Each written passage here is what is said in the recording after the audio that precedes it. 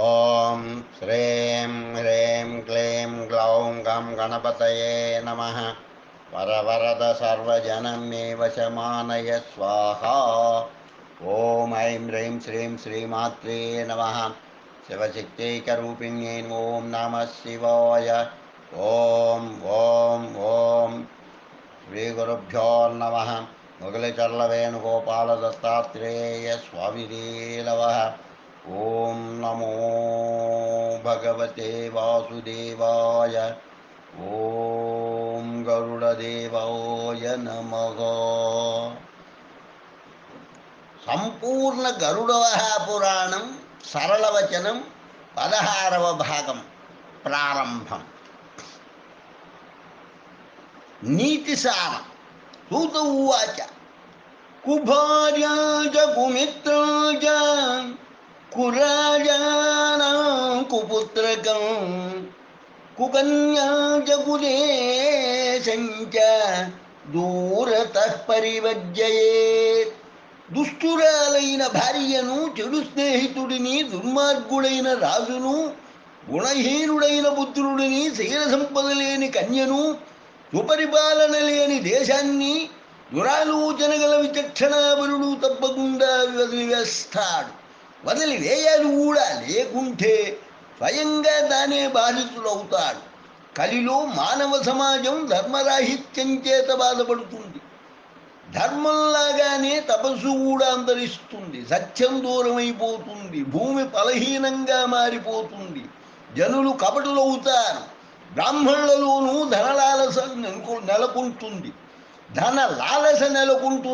ఆశ అధికమవుతుంది. జనులందరూ స్త్రీల వశవర్తులై మసలుతుంటారు. స్త్రీలు సరిగ్గా ఉంటారా అంటే అది లేదు. మధ్యాద్రీవశగా శ్రియంచ చపలాని జన ఉన్నత కష్టం ఖలు జీవితం కలియుగే ధన్య జనాయే మృతా. స్త్రీలు జబలత్వం కలిగి నీచ బుద్ధితో ఉంటారు. ఉచిత బుద్ధులు గలవారు శ్రేష్ఠులై మన్ననలు అందుకుంటారు. కష్టం మీద జీవన సాగుతూ ఉంటుంది. ఆహా, వారెంత ధన్యులో కదా. వ్యంగ్యం.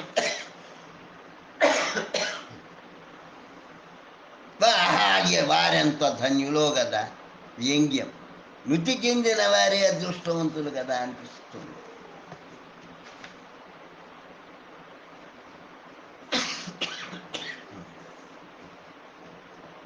దేశం నాశనమైపోతూ ఉండడం, కుల వ్యవస్థ చిన్నాభిన్నం కావడం, స్త్రీలు పరపురుష సాంగత్యాభిలషించడం,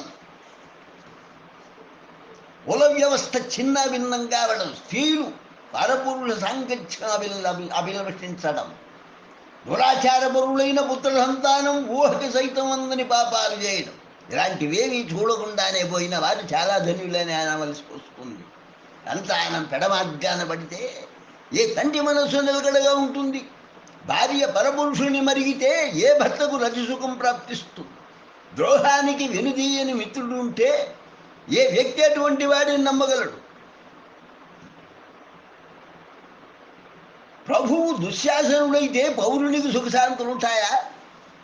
పరాజ పరస్వంజ పరశయ్య పరస్త్రియ పరవేశ్మ నివాసశ్చ చక్రాదపి శ్రియం హరే. పరన్న జీవులుగా బ్రతకవలసి రావడం, పరులకు చెందిన శయ్యపై నిద్రించవలసి రావడం, పరుల ధనాన్ని దోచేయాలనే తలంపుతో ఉండడం, పరస్త్రీలపై ఆసక్తత కలిగి ఉండడం, ఇంకా నిత్యం అన్నీ పరశబ్దమయమైపోతే జీవితం మీద ఆశ ఎంతటి వారికైనా చచ్చిపోతుంది. ఇంద్రుని వంటి వైభవం గలవాడికైనా ఐశ్వర్యం అంతరించిపోతుంది, సందేహం లేదు. కలియుగంలో విపరీత పరిణామాలు ఎన్ని రీతులుగా ఉంటాయో చెప్పనలవి కానివి. జనులలో పాపాలు చేయాలనే కోరిక అంటువ్యాధిలా వ్యాపిస్తూ ఉంటుంది. అది ఎలా జరుగుతుందంటే ఆలాపాగాత్ర సంస్పర్శ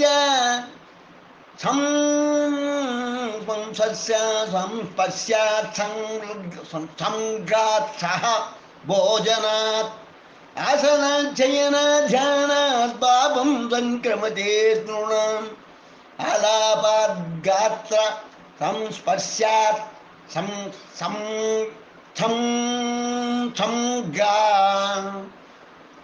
సహ సంగాసహ భోజనాత్ ఆసనాచయనాధ్యానాత్తాపం సంక్రమతే నృణం. రూపలావణ్యాల వల్ల శారీరకంగా అందంగా ఉండాలనే స్పృహ తృష్ణ విరిగి అందుకు దోహదం చేసే లేపనాలు మైపూతుల అలంకరణల జోరు అధికమై శ్రీలు జడత తపస్సు ఆరాధనలు వంటివి ఏకాగ్రత లేక క్రోధం చేత నశిస్తుంది. దూర ప్రయాణాల వల్ల గోవులు నరులకు దూరం అవుతాయి. ఉద్రాన్నం వల్ల అపరిశుభ్రమైనది నానాజాతులు నిర్వహించేది పూటకూళ్ళ వసతుల వల్ల బ్రాహ్మణులకు దిగజారుదనం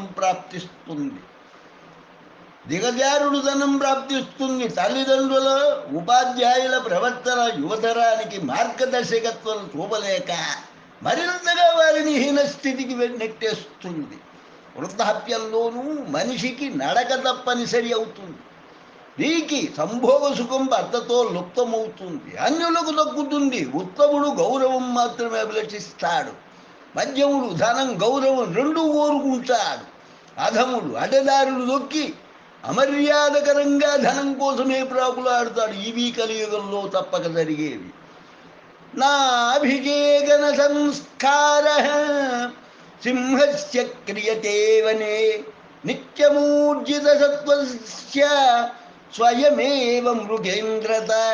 అరణ్యంలో సంచరించే సింహానికి ఎంత ఆకలి కలిగినా ఇతర జంతువుల చే చంపబడి సిద్ధంగా ఉన్న ఆహారం గ్రహించదు.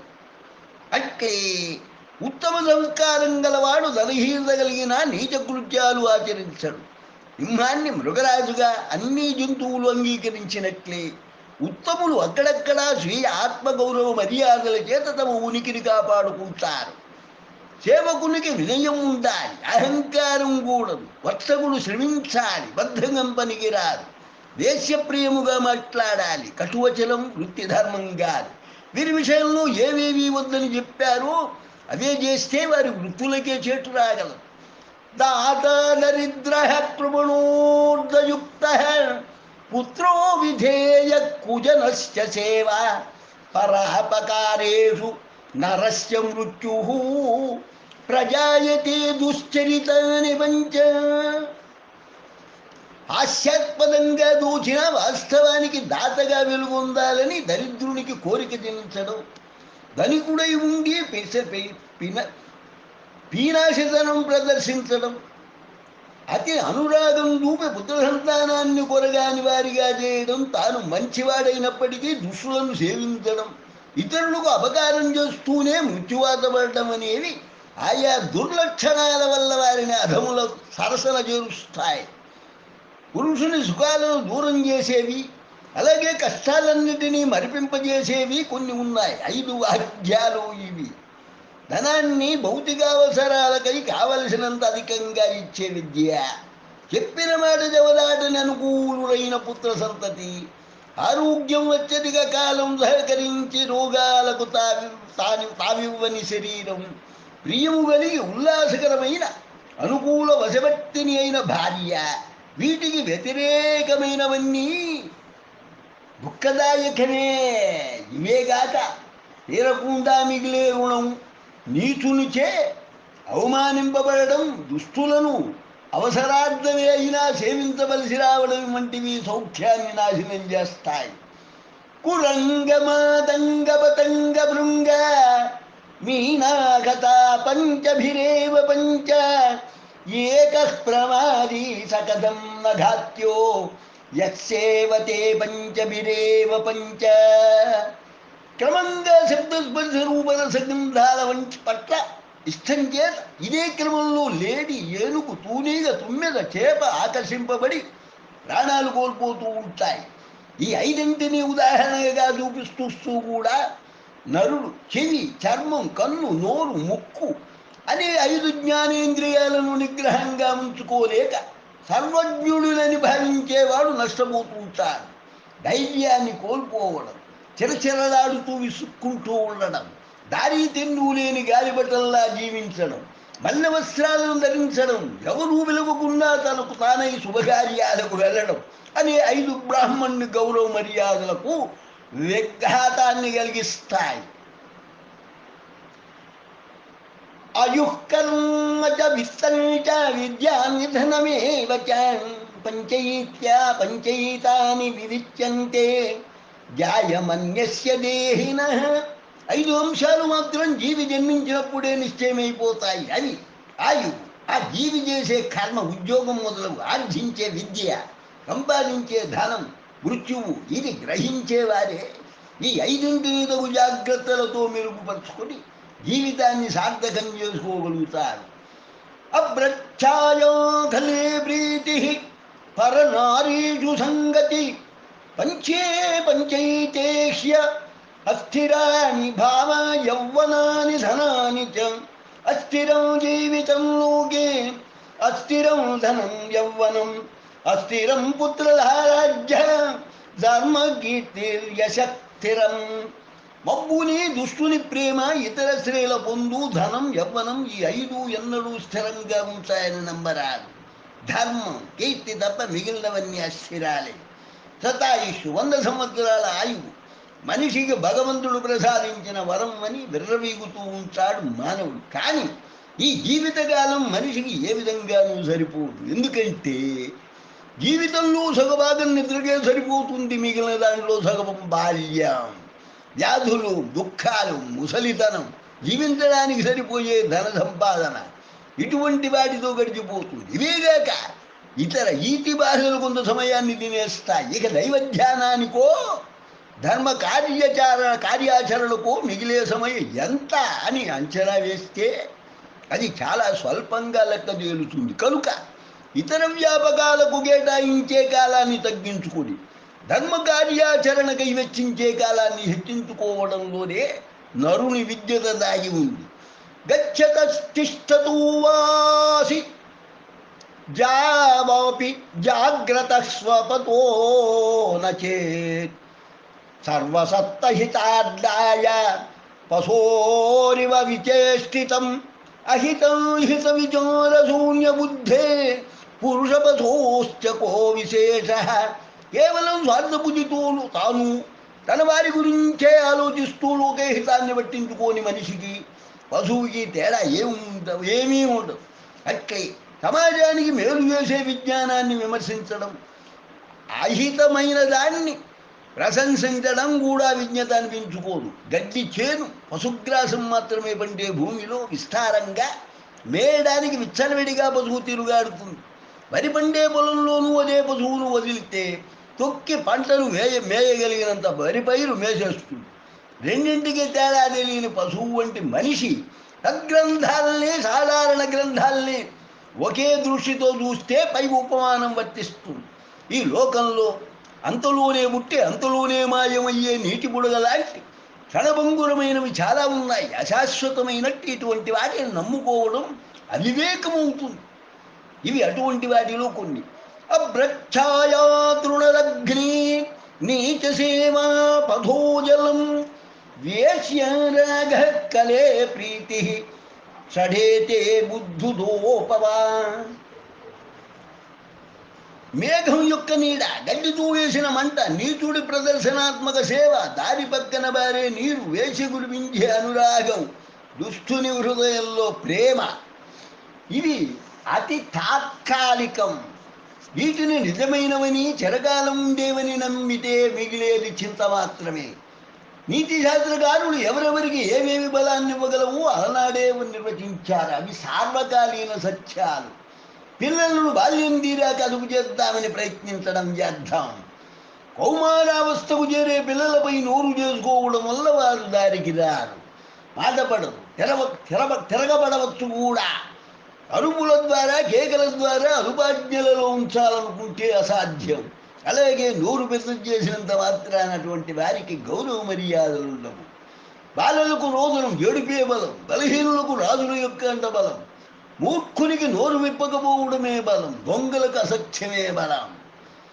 యదా యదా హి పురుషః శాస్త్రం సమధిగచ్చతి తథా తథాస్య మేధ చాద్విజ్ఞానం చాస్య రోచతే యథా యథా హి పురుషః కళ్యాణే కురుతే మతిం తథా తథా హి సర్వత్ర దృశ్యతే లోక సుప్రియః. ఏ వ్యక్తికైనా సమాజానికి మేలు చేయాలన్న కోరిక కలిగి జనహితం ఆచరించడం ద్వారా కీర్తి లభిస్తుంది.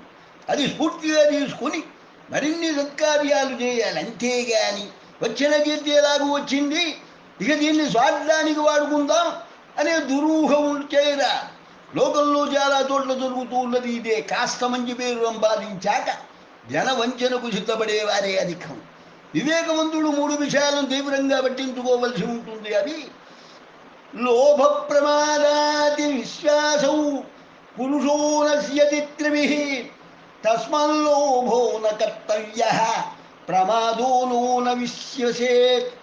లోభం, పీనాశతనం, సాధారణ పొరపాటు, గట్టి గుడ్డి నమ్మకం అనేవి చూడ్డానికి చిన్నవిగానే కనిపిస్తాయి కానీ అదే ప్రమాదాన్ని తెచ్చిపెట్టవచ్చు. కనుక ఈ 3 పట్ల చాలా జాగ్రత్తగా ఉండాలి. ఆపద అనుకోకుండా తెచ్చిపెట్టగల అవకాశం వీటికే ఉన్నందున తగు జాగ్రత్తలు తీసుకోవాలి. మనిషి ఈ 3 భయపడాలి. అప్పటికీ దైవవశాన ఆపద వీటి వల్ల ఏర్పడితే భయం విడిచి ధైర్యం వహించి ప్రమాదాన్ని ఎదుర్కోవడానికి సిద్ధపడడం తప్ప మరో మార్గం లేదు. ఆపదల ప్రస్తావన వచ్చింది కనుక ఆపద కలిగించే మరికొన్ని అంశాల పట్ల మనిషి దృష్టి సారించాల్సి ఉంది. అవి ఏమిటో వివరిస్తూ ఉన్నాను. వీటిని కూడా ఎవరు తేలిగ్గా తీసుకోరాదు. రుణం శేషం చాగ్నిశేషం వ్యాధిశేషం తదైవ చ పునః పునః ప్రవర్తంతే తస్మాత్ శేషం నకారయేత్. 3 ఎప్పటికప్పుడు పరిపూర్ణంగా నివర్తించుకోవాలి, లేదంటే అవి తిరగబెడుతుంటాయి. 1 రుణశేషం, 2 అగ్నిశేషం, 3 వ్యాధిశేషం. రుణం తీర్చకుండా వదిలేస్తే అది వారి యొక్క వారసులను కూడా వదలకుండా పీడించవచ్చు.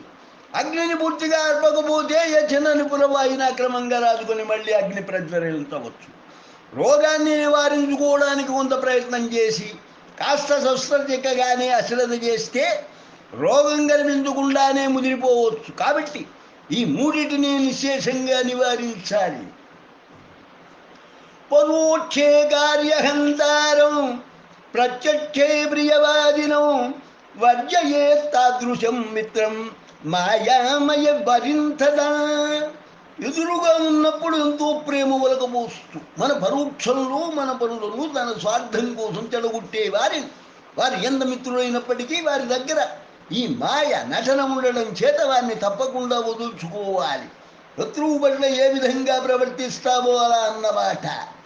దుర్జనగ్రహి సంగేన సుజనోపి వినశ్యతి ప్రసన్నమభిపానీయం కర్తమై కలుషీకృతం తద్భుజ్యతే యద్విజభుక్తశేషం సబుద్ధిమాన్యో న కరోతి పాపం తత్సౌహృదం యక్రియతే పరోక్షే దంభైర్వినా యక్రియతే సధర్మః.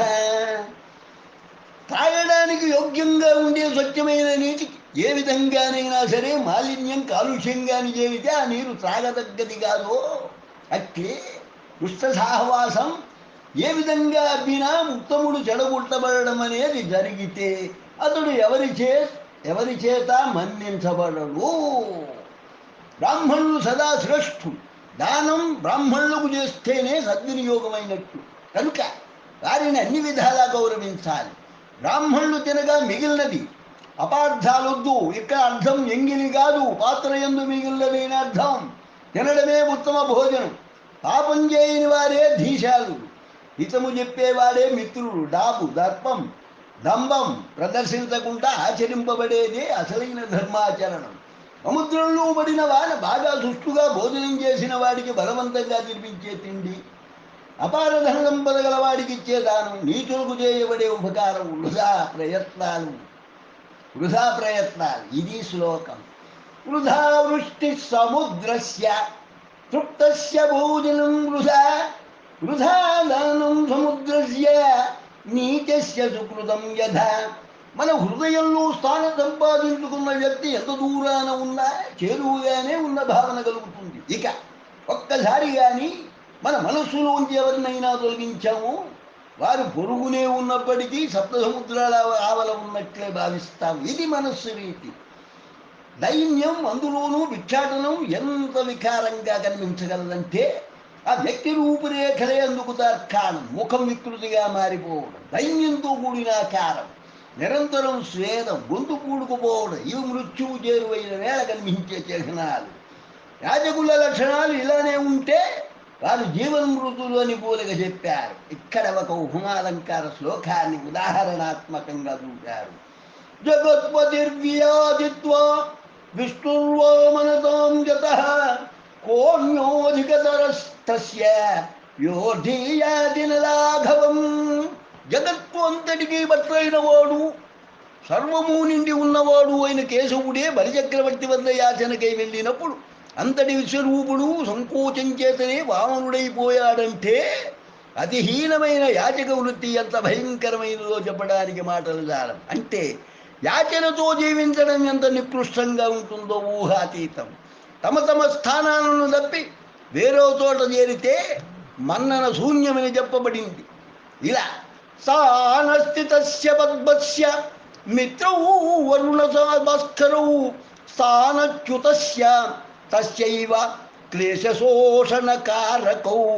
కమల పుష్పాలు ఉన్నంతకాలం, అనగా వాటి స్థానంలో ఉన్నంతకాలం వరుణుడు, సూర్యుడు, మిత్రులు, బంధువులు దగ్గరగా ఉండడం చేత వాడిపోనివ్వకుండా కాపాడుతారు. ఒక్కసారి వాటిని నీటిలో నుంచి తీసి బయటపడవేస్తే అవి జీవం కోల్పోయి దీనంగా మారిపోతాయి, ముడుచుకుపోతాయి. మనుషులు అంతే. తమ తమ స్థానాల్లో ఉన్నప్పుడే వారికి గౌరవాదరాలు. స్థానం తప్పి తెరిస్తే అవమానం పాలవుతారు. మనుషులే కాదు, కేశములు, గోళ్ళు, దంతములు కూడా ఎక్కడివి అక్కడ ఉంటేనే జీవగలతో ఉంటాయి. శుభం భూయాత్. లోకా సమస్తా సుఖినో భవంతు. లోకా సమస్తా సుఖినో భవంతు. లోకా సమస్తా సుఖినో భవంతు. లోకా సమస్తా సుఖినో భవంతు. ఓం శాంతి శాంతి శాంతి. స్వస్తి.